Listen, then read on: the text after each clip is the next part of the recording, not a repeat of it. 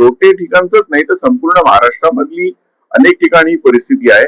आणि खरं तर आपल्याकडे त्या पद्धतीचे कायदे आहेत की 80-85% लोकांना, स्थानिक लोकांना रोजगार हा उपलब्ध त्या ठिकाणी करून दिला पाहिजे.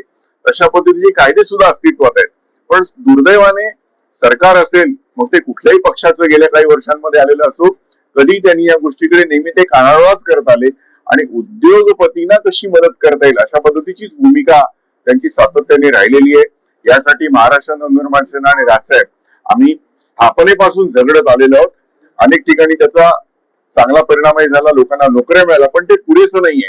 तर खरं तर ही जबाबदारी सरकारची आणि त्या ठिकाणच्या स्थानिक लोकप्रतिनिधींची असते, पण ते त्यांची जबाबदारी पार पाडताना दिसत नाही. त्यांचे आर्थिक हितसंबंध जर कुठे असतील तर आम्हाला कल्पना नाही, पण तुम्ही जे सांगताय तिकडे आम्ही नक्की लक्ष घालू. आमच्या स्थानिक पदाधिकाऱ्यांची चर्चा करू.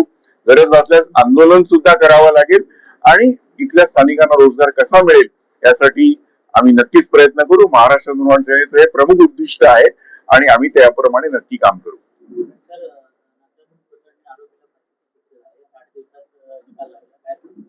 नाही, अशा अनेक गोष्टी ज्या पद्धतीची अपप्रवृत्ती समाजामध्ये आपल्याला दिसते, चुकीच्या गोष्टी होताना दिसतात, तर अशा सगळ्या ठिकाणी फास्ट ट्रॅक कोर्टामध्ये खटला चालवून यापुढे असं कोणी करायला धजावणार नाही अशा पद्धतीची कडक शिक्षा त्यांना झाली पाहिजे. आणि सर्वसामान्य नागरिकाला कोर्टाच्या फेऱ्यावरून वर्षानुवर्ष जातात, ती कोणालाच खरं तर लागता कामा नये.